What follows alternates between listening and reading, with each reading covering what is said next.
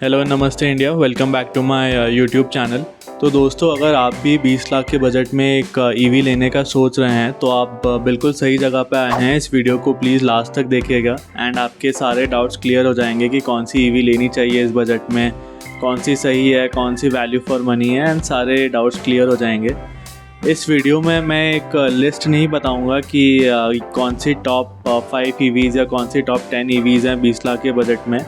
इस वीडियो में एक डिफरेंट अप्रोच लेंगे। मैंने इस वीडियो के लिए सारी ईवीज़ लिस्ट डाउन कर दी हैं जो भी 15 से 20 लाख के बजट में आती है। उसी के साथ साथ उनके specific variants and on road price भी लिस्ट डाउन करी है। एंड सारी ईवीज़ की लिस्ट देखने के बाद हम एलिमिनेशन के थ्रू फाइनल शॉर्टलिस्ट्स पे पहुंचेंगे एंड देन उनमें से अपने पर्टिकुलर यूज़ केस के हिसाब से आप लोग एक अच्छी ईवी कार चूज़ कर सकते हैं। तो चलिए स्टार्ट करते हैं इस वीडियो को। तो दोस्तों चलिए अब ये देख लेते हैं कि कौन कौन से मैन्युफैक्चरर्स की कौन कौन सी ईवीज़ अवेलेबल हैं इस 15 से 20 लाख के बजट में। तो स्टार्ट करते हैं टाटा की ईवीज़ के साथ। तो टाटा की तरफ से Punch EV, Nexon EV and Curvv EV available है इस बजट में। MG के 2 मॉडल्स अवेलेबल हैं, विंडसर है and MG ZS EV available है। Hyundai की तरफ से क्रेटा ईवी है एंड Hyundai का सिस्टर ब्रांड किया की तरफ से किया ने अपनी क्लैविस ईवी रिसेंटली लॉन्च करी है। इसके अलावा महिंद्रा के 2 मॉडल्स हैं, आपका BA6 अवेलेबल है एंड XUV 400 भी अवेलेबल है महिंद्रा का ईवी में इस पर्टिकुलर बजट में। एंड रिसेंटली लॉन्च हुई विनफास्ट VF6 भी इस पर्टिकुलर बजट में ही अवेलेबल है। तो दोस्तों करीबन 10 कार्स अवेलेबल हैं आज की डेट में 15 से 20 लाख ऑन रोड बजट में। तो इन सारे कार्स के मैंने variant, on road price, battery capacity, real world range लगभग कितनी मिलेगी, ±10% आप कर लीजिएगा अपनी ड्राइविंग स्टाइल के हिसाब से। एंड इसी के साथ साथ इन सारी कार्स की पर्टिकुलर यूज़ केसेस भी मेंशन किए हुए हैं मैंने। एंड यूज़ केसेस का मतलब आप पर्टिकुलरली किस टाइप की कार देख रहे हैं, आपके यूज़ केस के लिए, आपके यूज़ केस के हिसाब से, आपकी ज़रूरत के हिसाब से कौन सी कार आपके लिए परफेक्ट बैठेगी। तो वो सारे यूज़ केसेस भी मैंने हर कार के अगेंस्ट टैग कर रखे हैं। एंड जैसा कि मैंने पहले बताया था, हम एलिमिनेशन के थ्रू फाइनल शॉर्टलिस्ट तक पहुंचेंगे एंड उसके बाद डिसाइड करेंगे कि कौन सी कार लेनी चाहिए अपने यूज़ केस के हिसाब से बचे हुए कार्स में से। तो चलिए स्टार्ट करते हैं एलिमिनेशन के राउंड। तो दोस्तों फर्स्ट राउंड ऑफ एलिमिनेशन हमारा होगा ऐसी कार्स का जहाँ पे कंपनी उन कार्स पे ज़्यादा इन्वेस्ट नहीं कर रही है या फिर उनकी नई जनरेशन या फिर नए मॉडल से वो रिप्लेस होने वाली हैं। तो इस पर्टिकुलर राउंड में 2 कार्स मैं हटा दूंगा, यहाँ से एलिमिनेट कर दूंगा। फर्स्ट जो आपकी होगी MG ZS EV। ZS EV का अभी नया मॉडल ही कहूँगा, नया मॉडल आने वाला है MG S5 के नाम से। तो I would not suggest going for MG ZS EV right now in 2025। इसी के अलावा महिंद्रा XUV 400 जो है उस पर महिंद्रा ज़्यादा इन्वेस्टमेंट कर नहीं रहा है एंड अभी भी वो आउटडेटेड इंटीरियर्स एंड काफ़ी पुरानी बैटरी के साथ आती है। तो there is no point in going for XUV 400 as well. तो दोस्तों चलिए अब सेकेंड राउंड ऑफ एलिमिनेशन की तरफ बढ़ते हैं। एंड सेकेंड राउंड में हम ऐसी कार्स को एलिमिनेट करेंगे जो अपनी वैल्यू के हिसाब से काफ़ी ज़्यादा ओवर प्राइज्ड हैं। एज इन जो कार्स जितना वैल्यू ऑफ़र कर रही हैं वो प्राइस उसका काफ़ी हाई है as compare to what ever they are offering. So इस पर्टिकुलर राउंड में मैं 2 कार्स को एलिमिनेट करूँगा। फर्स्ट होगी आपकी टाटा की कर्व ईवी। मेरे हिसाब से कर्व ईवी को एटलीस्ट 2 लाख सस्ता होना चाहिए था।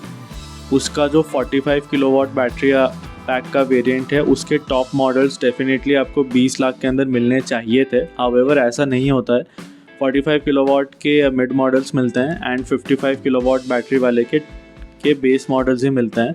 तो मेरे हिसाब से काफ़ी ओवर प्राइस्ड कार है ये। असेंशली नेक्सॉन ही है ये, थोड़ी अलग बॉडी शेप में, तो इसलिए मैं उसको एलिमिनेट करूँगा। ऑल्दो नेक्सॉन अलग प्लेटफॉर्म पे है, कर्व अलग प्लेटफॉर्म पे है, but Curvv is an extension of Nexon according to me. इसके अलावा दूसरी कार जो एलिमिनेट होगी इस पर्टिकुलर ओवर प्राइस वाले राउंड में वो होगी क्रेटा ईवी। दोस्तों क्रेटा भी मेरे हिसाब से एटलीस्ट 3 लाख रुपए महंगी है, उसकी जो वैल्यू ऑफ़र करती है वो उस हिसाब से।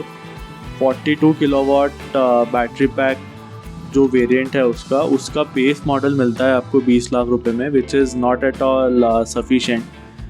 अगर दूसरी कार से कंपेयर करेंगे तो मच बेटर वैल्यू मिल जाती है आपको दूसरी कार्स में इस पर्टिकुलर बजट में। तो मेरे हिसाब से अगर मुझे लेनी होती तो मैं क्रेटा ईवी भी नहीं लेता, क्योंकि वो एक बहुत ही ओवर प्राइज्ड कार है इस पर्टिकुलर सेगमेंट में। तो दोस्तों चलिए अब बढ़ते हैं थर्ड राउंड ऑफ एलिमिनेशन की तरफ। तीसरे राउंड में मैं विनफास्ट VF6 को एलिमिनेट करना चाहूँगा, बिकॉज़ विनफास्ट अभी एक बहुत नई कंपनी है इंडिया में, एंड उनको अपनी सेल्स सर्विस सब स्टैब्लिश करना बचा है अभी। तो मेरे हिसाब से I would still wait for 1 or 2 years before buying any VinFast product. VF6 एक बहुत ही value for money and amazing car बनाई है विनफास्ट ने, एंड उसका जो प्राइस पॉइंट है वो भी बहुत अच्छा दिया है उन्होंने इंडिया के हिसाब से। तो great car, however I would wait for a couple of years before taking a leap of faith in VinFast. तो विनफास्ट भी अभी के लिए इस लिस्ट से निकाल देते हैं, एंड देन देखते हैं कि कितनी कार्स बचती हैं हमारे पास। तो दोस्तों नेक्स्ट राउंड ऑफ एलिमिनेशन में अगर आपको 7 सीटर कार की ज़रूरत नहीं है तो आप किया की जो कैरेंस क्लेविस ईवी है उसको भी आप एलिमिनेट कर सकते हैं। सेम क्रेटा वाला ही हिसाब है यहाँ पे भी, it is over price for what it offers. आप देख सकते हैं यहाँ पे 42 किलोवाट आवर बैटरी पैक आपको लगभग 19 लाख रुपए में मिलता है, वो भी इसका बेस मॉडल मिलता है आपको। Even though base model is well equipped, पर 42 किलोवाट बैटरी थोड़ी लो है फॉर व्हाट इट ऑफर्स। तो अगर आप 7 सीटर ईवी वाला यूज़ केस नहीं देख रहे हैं तो you can skip this Clavis. तो दोस्तों चलिए इतनी सारी कार्स एलिमिनेट करने के बाद अब हमारे पास 4 कार्स बची हैं इस पर्टिकुलर बजट में। तो एक टाटा की पंच ईवी है, टाटा की नेक्सॉन ईवी है, MG की वेंचर है, एंड महिंद्रा की BE6 है। तो अब इन सारी कार्स में से हम पर्टिकुलर यूज़ केस डिस्कस करते हैं कि किन टाइप के बायर्स के लिए कौन सी कार्स सूटेबल रहेगी। तो let's start with Punch EV. Punch EV जैसा कि आप देख सकते हैं उन लोगों के लिए बहुत अच्छी कार है जो एक सिटी के लिए सेकेंडरी कार ढूंढ रहे हैं अपनी। आपके पास ऑलरेडी मल्टीपल कार्स हैं एंड सिर्फ सिटी ड्राइविंग के लिए आप एक ईवी देख रहे हैं ताकि आपकी फ्यूल कॉस्ट्स में सेविंग वगैरह हो जाए। तो even though your budget is 20 lakh, but I would still suggest you to go ahead with Tata Punch EV। Punch EV का टॉप मॉडल आपको मिल जाएगा 35 किलोवाट बैटरी पैक वाला, लगभग 15 लाख के आसपास, and for that it's a great value for money product. City में कहीं ना कहीं 250 से 300 किलोमीटर चल जाएगी आपकी पंच ईवी, एंड इतनी रेंज सफिशेंट है सिटी राइड्स के लिए।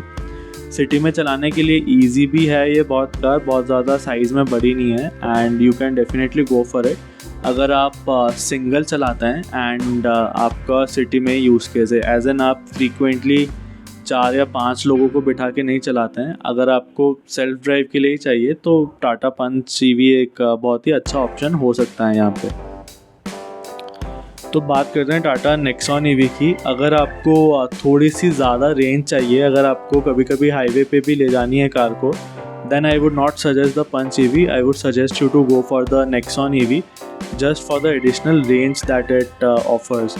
मैंने अपने चैनल पे Nexon EV versus Punch EV का एक डेडिकेटेड वीडियो भी बना रखा है, तो you can go check out that video on my channel. तो एज आई वाज सेइंग, अगर आपका सिर्फ हाईवे का ही एडिशनल यूज़ केस है एंड आपको ADAS वगैरह फीचर लोडेड कार्स चाहिए, तभी आप नेक्सॉन की तरफ देखिए। अगर सिर्फ सिटी का ही यूज़ केस है तो I would still suggest you to go for the Punch EV. Coming to MG Windsor jack of all trades कहूँगा यहाँ पे मैं इसको। बैटरी पैक भी अच्छा है, साइज़ में बहुत बड़ी है ये car, as an interior space में बहुत ज़्यादा बड़ी है, आप 5 लोग ईजीली बैठ सकते हैं इस कार में। एंड सिंस MG ने नया बैटरी पैक भी लॉन्च कर दिया है 52 किलोवाट आवर वाला, तो आपको हाईवे पे कहीं ना कहीं 400 के आसपास की रेंज दे देगी MG विंडसर। तो मेरे हिसाब से MG विंडसर बहुत बढ़िया पैकेज है यहाँ पे, एंड इसकी जो प्राइस है वो भी रीज़नेबल प्राइस है for what it offers, as an 19.4 lakhs में आपको ADAS वगैरह सारे फीचर्स मिल जाएंगे, पावर टेल गेट वगैरह सब कुछ मिल जाएगा। तो एक टॉप मॉडल भी मिल जाएगा आपको 20 लाख के बजट में MG विंडसर में। तो दोस्तों विंडसर एक बहुत ही इम्पॉर्टेंट यूज़ केस सॉल्व करती है, जो कि शॉफर ड्रिवन वाला यूज़ केस है। अगर आपकी कार एक ड्राइवर चलाता है तो आप बैक सीट में बहुत ज़्यादा स्पेस मिलता है विंडसर में आपको, एंड बहुत ज़्यादा आप कंफर्टेबल रहेंगे विंडसर की बैक सीट में। तो अगर आप शॉफर ड्रिवन है सिटी में या कहीं पे भी, तो विंडसर की तरफ आपको देखना चाहिए, just for the amount of space that the car has at the rear. तो दोस्तों अगर BE6 की बात करें यहाँ पे, तो BE6 उन लोगों के लिए एक बहुत ही परफेक्ट कार है जो सेल्फ ड्राइव करते हैं ज़्यादातर, एंड फैमिली के साथ बहुत ज़्यादा ट्रैवल नहीं करते हैं, 1 या 2 लोग ही ट्रैवल करते हैं कार में। उन लोगों के लिए बहुत ही अच्छा ऑप्शन है, क्योंकि रेंज बहुत ज़्यादा है इसकी यहाँ पे, 400-450 के आसपास रेंज दे देती है ये। 59 किलोवाट आवर की बैटरी भी है, जो कि पूरे सेगमेंट में सबसे ज़्यादा बैटरी है। एंड इसके बाद परफॉर्मेंस बहुत ही ज़्यादा अच्छी है इसकी, रियर व्हील ड्राइव कार है, 200+ bhp का परफॉर्मेंस दे देती है ये कार। तो ओवरऑल बहुत ही अच्छा पैकेज है, एंड ऑफ कोर्स लुक्स तो बहुत ही अच्छे हैं ही इस कार के। आप सब लोगों ने मुड़ मुड़ के देखा होगा इस BE6 को रोड्स पे। तो अगर आपको बहुत अच्छे लुक्स वाली, ग्रेट बैटरी, ग्रेट परफॉर्मेंस वाली कार चाहिए, तो BE6 is the perfect car for you. However BE6 की रियर सीट्स में स्पेस कम है, एंड ओवरऑल कार में ही स्पेस कम है। तो आप फैमिली को अगर यूजुअली ज़्यादा लेके चलते हैं तो I would not suggest BE6 for you.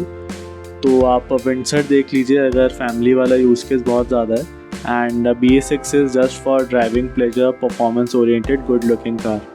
तो दोस्तों ये थी 20 लाख के बजट में टॉप EVs। हमने सारी EVs देखी, and by the process of elimination हम 4 EVs पे पहुँचे, पंच EV, नेक्सॉन EV, MG की विंडसर एंड महिंद्रा की BE6। तो इन चारों में से आप अपने यूज़ केस के हिसाब से कार डिसाइड करें, and then go for whatever use case you are trying to solve with your car purchase. In addition to all of this, I would still suggest you to go and test drive all the cars mentioned in this list and then choose for yourself. ये list मैंने एक बहुत generic list बनाई है, and इसी के साथ साथ ये मेरा थॉट प्रोसेस भी मैंने इसमें दिखाया है कि अगर मुझे इस बजट में कार ख़रीदनी होती, एक EV ख़रीदनी होती 20 लाख के बजट में, तो मेरा क्या थॉट प्रोसेस होता, एंड मैं किन रीज़न की वजह से कार्स को एलिमिनेट करता। पर अगर आप टेस्ट ड्राइव करें एंड कोई आपको कार बहुत अच्छी लगे इस लिस्ट के बाहर भी, तो definitely you should go for that car. Car purchase अपने माइंड एंड हार्ट का बैलेंस से होनी चाहिए, not just with your mind. तो all the best for your EV purchase. अगर आपके पास कोई और सवाल हो इस वीडियो से रिलेटेड, तो प्लीज़ नीचे कमेंट सेक्शन में लिख के बताइएगा। अगर आप इस चैनल पे नए आए हैं तो please subscribe to this channel. इस चैनल का मेरा यही ऑब्जेक्टिव है कि मैं एक इंडिविजुअल को एक परफेक्ट कार से मिला पाऊँ। Although there is no perfect car as such, पर हर कार एक पर्टिकुलर यूज़ केस को सर्व करती है, एंड बहुत ज़रूरी हो जाता है कि आप अपने यूज़ केस के हिसाब से कार लें। इंडिया में बहुत ज़्यादा लोग इधर उधर से सुन के, रिश्तेदारों से सुन के, दोस्तों से सुन के कार ले लेते हैं, एंड अपने यूज़ केस के हिसाब से कार नहीं लेते हैं। तो यही मेरा ऑब्जेक्टिव है इस चैनल पे। If you are aligned with this objective, please go ahead and subscribe to this channel. अगर वीडियो आपको अच्छा लगा हो तो प्लीज़ लाइक करें इस वीडियो को। अगर आपके आसपास कोई इसी बजट में EV लेने का सोच रहा हो, तो ये वाला वीडियो उनके साथ डेफिनेटली शेयर करें, काफ़ी हेल्पफुल रहेगा उनको अपनी कार शॉर्टलिस्ट करने में। And until the next video, thank you so much for watching.